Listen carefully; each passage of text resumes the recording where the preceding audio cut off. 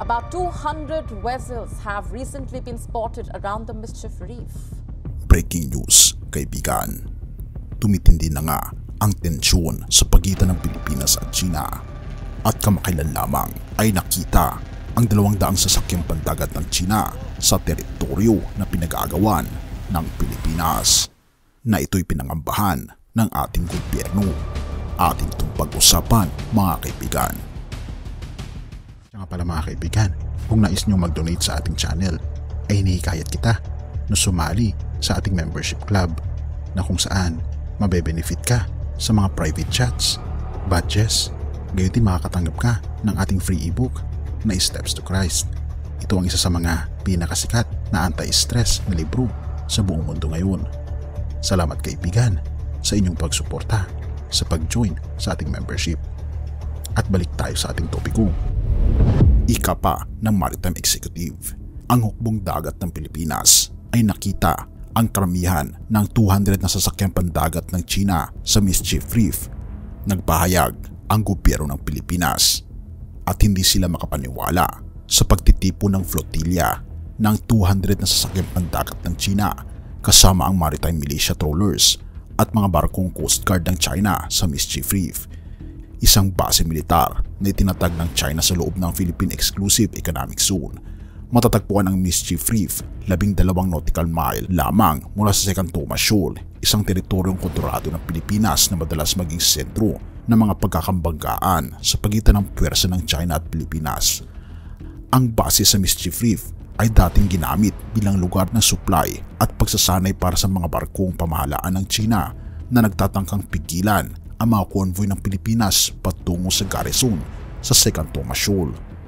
Isang tagapagsalita ng hukbong dagat ng Pilipinas ang nagsabi na may 15 barko ang Coast Guard ng China at humigit kumulang 200 pang sasakyang pandagat ng maritime militia ang napansin sa Mischief Reef.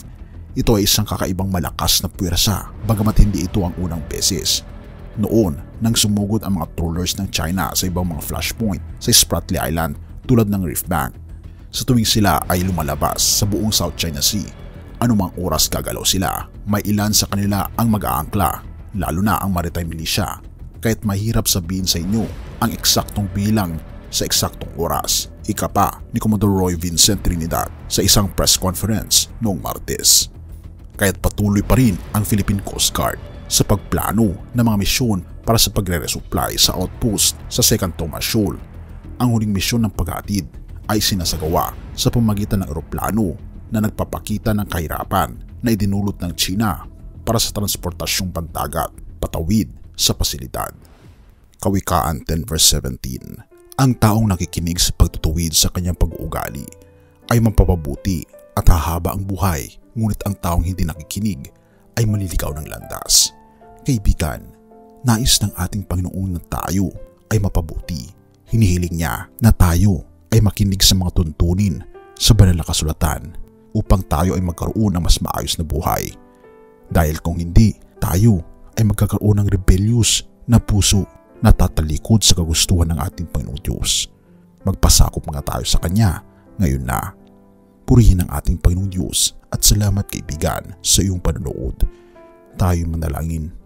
Ama naming banal, mga Panginoon naming Diyos, kami po'y lubos na nagpapasalamat sa inyo pong pagmamahal sa amin, sa pagpapakita sa amin Panginoon ng inyo pong kalooban, kagandahang loob na ito po'y ipinapadama niyo sa amin upang kami ay maturuan, matulungan at may padama rin ang pagmamahal na ito sa aming kapwa. Nawa Panginoon, tulungan na kami po ay magkaroon ng pag-ibig sa aming kapwa, maging sa mga nananakit sa amin. Tulungan ninyo Panginoon ang Pilipinas sa kanyang pagtatanggol sa kanyang bansa. Gayon din, gabay ninyo ang ibang mga bansa na maging maayos din ang kanilang pamumuhay, na magkaroon ng kapayapaan sa buong mundo. Salamat po Panginoon sa iyo pong pag-aalaga sa amin at patawarin po kami sa lahat ng aming pagkukulang at pagkakasala, pagkat ito ay aming samutiling sa matamis na pangalan ng aming Panginoon Jesus. Amen.